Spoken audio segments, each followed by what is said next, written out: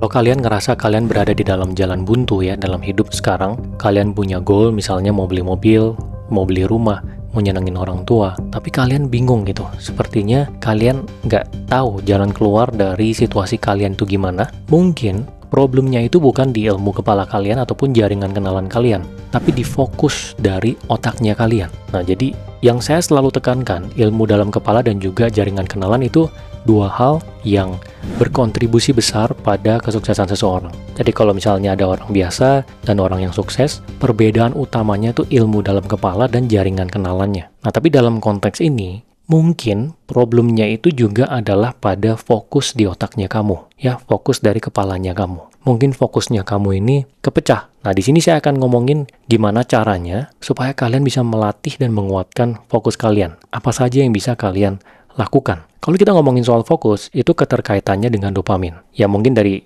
kalian yang dengar ini banyak yang udah tahu ya, dopamin itu apa. Jadi dopamin ini adalah zat kimia yang dimana dia itu keterkaitannya itu adalah dengan kebahagiaan. Jadi pada saat kita melakukan sesuatu yang menyenangkan ataupun memuaskan, maka si zat dopamin ini akan keluar. Ya, dia akan keluar dan membuat kita ada perasaan bahagia. Dan nanti kita cenderung ingin mengulang aktivitas tersebut supaya dopaminnya ada lagi. Nah, yang bisa menghasilkan dopamin ini ada dua, dari sisi positif ataupun negatif ya, dari sisi aktivitas. Kalau positif itu seperti olahraga, kalau misalnya kita aktivitas olahraga secara rutin, itu dopaminnya akan meningkat secara alami. Dan dia keluarnya itu bersama dengan serotonin dan juga endorfin ya, yang terkait dengan bahagia dan feeling sejahtera gitu. Dan ini bagus karena secara alami, makanya sangat disarankan untuk olahraga secara rutin ya. Tapi kalau kita ngomong soal aktivitas yang sifatnya negatif, yang menghasilkan dopamin itu juga ada. Misalnya scroll sosmed, nonton film porno, itu menghasilkan chip dopamin. Apa itu chip dopamin? Dia itu keluarin dopaminnya spike tinggi sekali, tapi hanya dalam waktu yang pendek. Nanti setelah itu dia turun tajam. Makanya kita akan nagih terhadap aktivitas tersebut supaya dopaminnya bisa naik lagi. Nah, makanya salah satu cara untuk kita supaya fokusnya lebih baik itu adalah detox dopamin. Nah, detox dopamin ini dilakukannya berapa lama idealnya? Nah, kalau dari saya sendiri, saya merasa 7 hari minimal ya untuk dicoba pertama kali. Jadi kalau kalian di sini ada yang mau mencoba, silakan lakukan selama 7 hari dulu. Nanti setelah 7 hari, kalian coba refleksi diri, lihat gimana efeknya, baru lanjutin lagi. Tapi minimal 7 hari. Karena 7 hari ini adalah awal mula dari suatu kebiasaan itu bisa terbentuk. Nah, di sini saya akan jabarkan ya, apa saja yang terkait dengan detox dopamin yang bisa kalian lakukan dalam 7 hari ke depan. Yang dimana nanti ini saya yakin bisa membawa perubahan yang besar dalam hidup kalian. Yang pertama itu adalah dari sisi jangan nonton film porno. Ini adalah sesuatu yang tabu untuk dibicarakan, tapi menurut saya ini harus dibicarakan karena ini impact-nya lumayan besar dalam hidup, apalagi untuk orang-orang yang teradiksi ya untuk nonton film porno. Walaupun memang pemerintah kita juga sudah nge-ban gitu ya film porno, tapi tetap aja orang mencari cara untuk bisa akses lewat VPN atau buka website dengan nama yang tidak di-ban, mungkin kelewat oleh pemerintah, tetap bisa diakses. Walaupun menonton film porno ini hanya menghabiskan waktu yang mungkin singkat, ya mungkin dalam 1 minggu, 2 minggu itu hanya setengah jam ya, secara total 45 menit, tapi itu efeknya sangat besar dalam menghancurkan fokus. Karena dia efeknya itu ke prefrontal cortex ya. Jadi ini yang berkaitan dengan fokus, daya ingat, dan juga pengambilan keputusan. Ya makanya banyak sekali orang-orang yang teradiksi dengan film porno itu, mereka tuh biasanya nggak puas dengan hidupnya. Ya, dan biasa hidupnya tuh berasa nggak ada tujuan. Dan sekali lagi saya tekankan ya, dopamin ini itu banyak sumbernya. Ya, salah satunya kan nonton film porno. Kalau kita bandingkan dengan yang lain, misalnya ada fast food, ada ngerokok, ataupun nonton film porno itu yang paling tinggi. Itu bisa meningkatkan dopamin bisa hampir 2 kali lipat dari kita makan fast food. Nanti kalian bisa Google dan cari sendiri ya. Makanya ini yang banyak orang kena adiksi ya karena itu ya, karena dopaminnya tuh tinggi sekali dan dia cepat. Begitu dia nonton film porno, kemudian dia gratifikasi, kemudian dia dapat dopaminnya, dia nagih, mau lagi gitu. Nah, gimana caranya supaya benar-benar stop? Nah, mungkin kalau sekarang kalian adalah orang yang sangat teradiksi, itu nggak bisa benar-benar langsung stop. Memang harus berangsur. Pertama, misalnya kalau sebulan kalian lakukan itu 30 kali, turunkan misalnya dari 30 kali ke 10 kali, ke 5 kali, ke 2 kali, ke 1 stop. Jarang sekali ada orang yang bisa benar-benar langsung dari 30 ke 0 gitu ya. Sama seperti rokok ya. Memang harus berangsur. Nah, satu lagi cara selain berangsur itu adalah juga stop triggernya. Triggernya itu apa ya? Soft porn. Soft porn itu apa? Soft porn ini adalah, dia ini porn yang sifatnya itu tipis-tipis. Jadi misalnya kalau kalian lihat sosial media, kemudian ada cewek joget-joget nih, pakai baju bikini dan segala macam. Nah, itu masuk dalam kategori soft porn. Nah, ini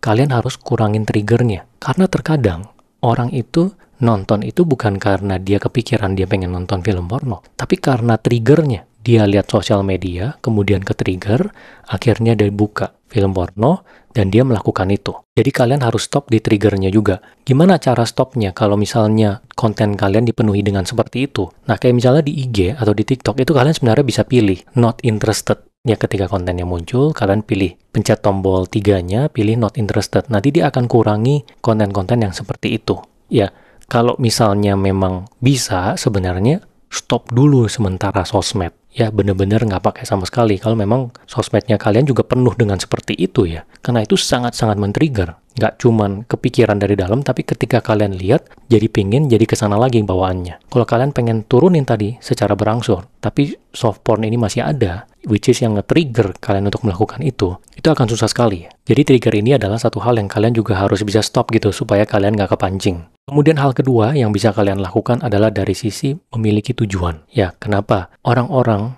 yang mereka fokusnya itu nggak bagus, ya terutama yang terkaitnya dengan yang tadi ya, nonton film porno, itu adalah orang-orang yang biasanya nggak ada tujuan dalam hidup. Tujuan dalam hidup itu apa? Misalnya ya, oh memperjuangkan keluarga, oh pengen pembuktian diri lebih hebat dari orang tua, membangun bisnis, atau berkarir sampai mapan. Harus ada tujuan. Dan saya pernah ngomongin tentang ini ya, tentang motivasi yang berbeda-beda antara orang. Ada orang yang motivasinya karena secara internal memang dia itu orang yang ambisius. Ada juga orang yang motivasinya adalah protek keluarga. Ya, ada juga orang yang motivasinya karena pembuktian diri. Nah, kalian harus mencari itu.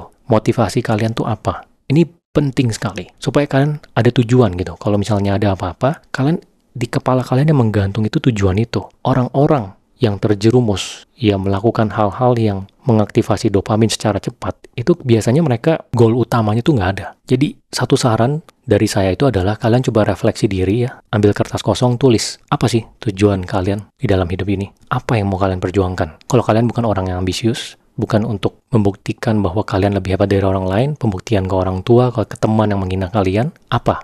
Paling nggak memperjuangkan untuk keluarga hidup lebih baik. Minimal itu ya. Itu ditanamkan di kepala supaya nggak kosong. Karena kosong itu bisa menjadi penyebab dari trigger untuk nyari dopamin juga. Ya, kepalanya nggak tahu mau mikir apa, jadinya mikirnya ke arah sana. Dan terkait dengan mencari pasangan, saran saya untuk kalian yang masih muda sekali, yang sekarang belum menikah, ya masih mencari pasangan, jangan buru-buru cari pasangan dulu. Kalian fokus ke diri kalian sendiri dulu. Jangan lihat satu orang terus pengen deketin sama dia, ngabisin waktu bersama dengan dia. Waktu yang dihabiskan dengan pasangan itu, kamu bisa gunakan untuk naikin value kamu. Apalagi kalau misalnya kalian cowok ya. Kalau misalnya value kalian lebih tinggi, kalian bisa mendapatkan pasangan yang value-nya juga lebih tinggi. Value dari pasangan yang bisa kalian dapatkan di level kalian pas di bawah, sama pas kalian levelnya di atas, itu beda jauh. Jadi lebih baik kalian fokus dulu di diri kalian. Karena kalau kalian sekarang buru-buru cari pasangan segala macam, sayang gitu. Kalian harus habisin uang, investasi uang, waktu, dan segala macamnya. Kecuali ya, kalian ketemu satu orang gitu yang ingin kalian nikahi, dan kalian udah yakin ini orang yang mau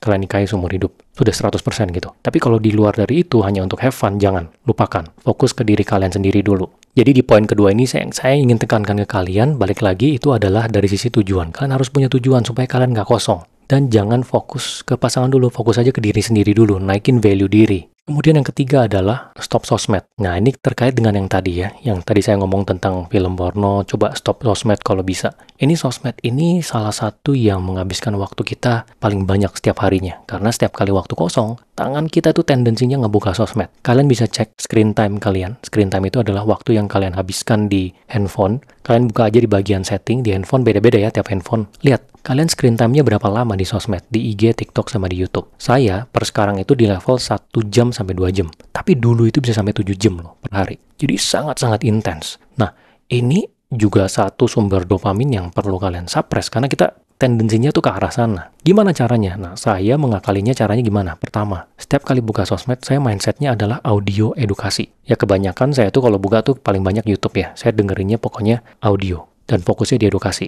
Pokoknya kalau buka, carinya edukasi. Itu satu. Karena kalau misalnya yang diasup adalah edukasi, ya nggak masalah. Karena kan meningkatkan kita punya pemikiran ya, pengetahuan. Tapi kalau misalnya hanya scrolling nggak jelas untuk lihat yang komedi, nggak jelas gitu ya buat naikin dopamin, itu yang berbahaya. Kemudian kedua, pisahkan HP untuk sosmed dan HP untuk biasa. Nah ini sebelumnya pada saat saya detox, saya punya dopamin, saya tuh pisahin handphonenya. Satu handphone yang ada sosmednya, satu handphone yang nggak ada sosmed. Jadi selama 7 hari gitu ya bener-bener kepisah tuh. Kalau misalnya pengen lihat sosmed harus buka handphone yang satunya lagi yang saya simpan di dalam lemari. Bukan handphone yang saya bawa kemana-mana. Tapi sekarang udah enggak, karena saya udah bisa kontrol ya. Jadi setiap kali saya buka itu hanya audio edukasi. Kemudian dari sisi intentionnya, saya rubah ya dari konsumsi menjadi produksi. Jadi kalau kalian lihat kenapa saya nge-tweet itu banyak ya di X, itu salah satunya adalah ketika ada waktu kosong, entah itu lagi nunggu antrian, lagi dalam mobil, lagi melakukan kegiatan apapun, ketika buka sosmed, saya tuh mindsetnya sudah selain nyerap edukasi, produksi konten. Karena kalau misalnya kita produksi, itu beda dengan kita konsumsi. Kalau konsumsi tadi kita nagih cari yang nggak jelas, produksi ini kita kasih value, dan bahkan orang-orang yang tertarik dengan value kita, seperti saya kan edukasi segmennya ya, itu bisa menjadi funneling untuk sebagai customer saya. Misalnya sekarang saya ada aplikasi Growin, saya funneling untuk pebisnis menjadi sesuatu yang baik untuk saya sebenarnya gitu. Jadi kalian bisa coba juga ya. Jadi lihatnya hanya edukasi saja, kemudian kalian coba pisahkan HP-nya kalau memungkinkan dan selalu fokus untuk produksi saja, tidak konsumsi supaya kalian tidak terpacu untuk mencari dopamin itu tadi. Nah, kemudian hal selanjutnya adalah satu hal dalam satu waktu saja. Nah, di zaman sekarang orang nih banyak ya yang mengerjakan segala sesuatu itu multitasking. Jadi, apapun tuh ngerjainnya bersamaan semuanya. Jadi, pakai laptopnya ada 3 layarnya. Laptop utama mungkin kalian pernah lihat ya, orang-orang yang kayak gitu. Ya, layar kedua, layar ketiga itu untuk hal-hal yang berbeda. Nah, kalau saya, ini mungkin tiap orang punya pendapat yang berbeda, tapi ini saya hanya mengemukakan pendapat ya, supaya fokus layarnya satu aja. Terus ketika mengerjakan hal itu, satu aja. Jadi pada saat saya lagi kerja, misalnya lagi scripting, atau lagi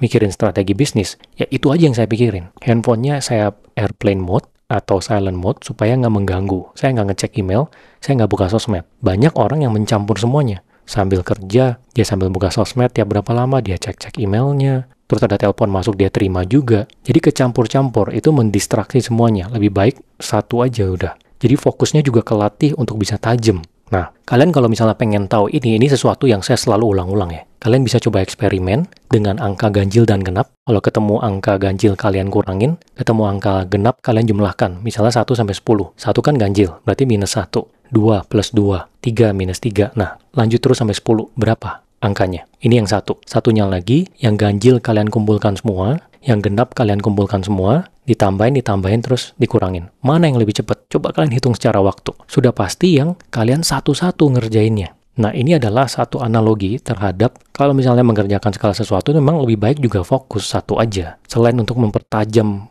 fokusnya kalian itu, yang ada di kepala kalian, performa kalian juga jauh lebih baik gitu. Nah, kemudian selanjutnya adalah dari sisi meditasi. Nah, meditasi 15 menit per hari. Ini banyak orang yang mungkin juga nggak setuju ya. Tapi ini saya hanya memberikan pendapat dan terhadap apa yang saya lakukan. Jadi sekarang itu saya lakukan meditasi 15 menit per hari. Saya tahu meditasi ini adalah salah satu yang kontribusinya cukup besar ke fokus di pikiran saya.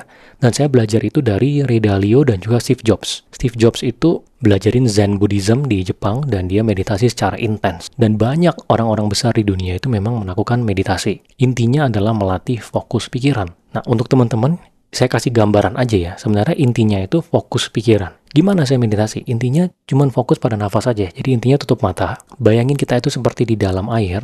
Ya, bawah ini air, atas itu udara. Kemudian pikiran itu semua adanya di atas. Fokus kita di sini. Nafas naik turun. Apapun yang terjadi di pikiran yang masuk ke kiri, ke kanan, ke dalam kepala kita tetap fokusnya di kita punya pernapasan. Naik, turun, dihitung. 1, 2, 3, 4. Kalau saya set pakai alarm. Ya, jadi 15 menit saya nyalain alarmnya, saya akan hitung terus tuh, 60, 90, sampai 100, 200, sampai alarmnya bunyi, ya udah stop. Awalnya kalau kalian nggak bisa coba 1 menit dulu, tapi kalau misalnya kalian pengen langsung juga nggak masalah. Kalau saya dulu awalnya mulai 1 menit, 2 menit saya naikkan ya, per hari, perlahan. Karena memang selalu seperti itu ya, kebiasaan kan paling susah pas mulainya, bukan pada saat sudah terjadi. Jadi sekarang saya sudah di level 15 menit, ya udah fokusnya di sana. Dan ini akan berasa sekali, kalian bisa coba. Walaupun kalian sangat skeptis ya terhadap ini, bisa coba dulu. Coba aja dulu minimal 7 hari. Sehari, setiap kali sebelum tidur, cobain cuman fokus ke pikiran, yang tadi ya, di dalam air, atasnya semua pikiran yang ada, Biarkan semua pikirannya berputar-putar, kalian fokusnya di nafas ini. Naik turun ya selama 15 menit gitu. Ini sangat bisa mempertajam fokus kalian. Nah, kemudian yang terakhir adalah dari sisi, ini tambahan ya, ini jalan kaki. Ya biasakan kalian kalau pikirannya kosong, lagi mikir, jangan sambil duduk. Jalan kaki. Ini satu kebiasaan yang saya lakukan sudah dari lama ya, mungkin udah 5-6 tahun.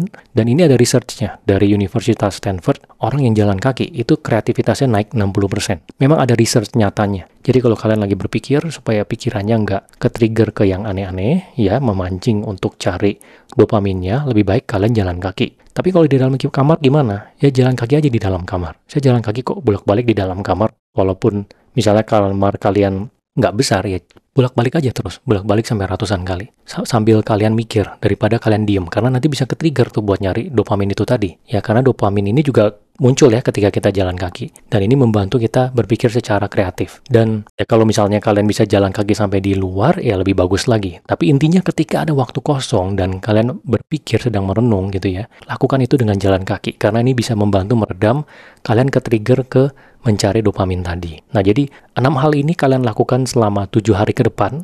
Yang tadi saya sampaikan, saya cukup yakin ini bisa membantu menekan dopaminnya, menekan adiksinya, dan mempertajam fokus kalian. Lakukan 7 hari dulu. Nanti setelah 7 hari, kalian coba lihat lagi, oke nggak imbasnya ke dalam hidup kalian. Coba kalian buat satu perenungan, tulis dulu di atas kertas. Terus yang 6 hal ini saya sampaikan, kalian lakukan selama 7 hari. Bener-bener disiplin lakukan. Ya, terus setelah 7 hari, kalian tulis lagi, efeknya apa nih? Tambah lagi 7 hari, tambah lagi 7 hari. Bagus sih langsung 1 bulan ya. Karena ketika sudah 1 bulan, saya cukup yakin itu bisa menjadi kebiasaan kalian. Karena sudah diulang-ulang setiap hari. Tapi 7 hari dulu aja. Nah, coba kalian lakukan ini, dan kalian tulis di kolom komentar ya, efeknya seperti apa. Saya yakin ini satu hal yang bisa merubah hidup kalian. Dicoba ya.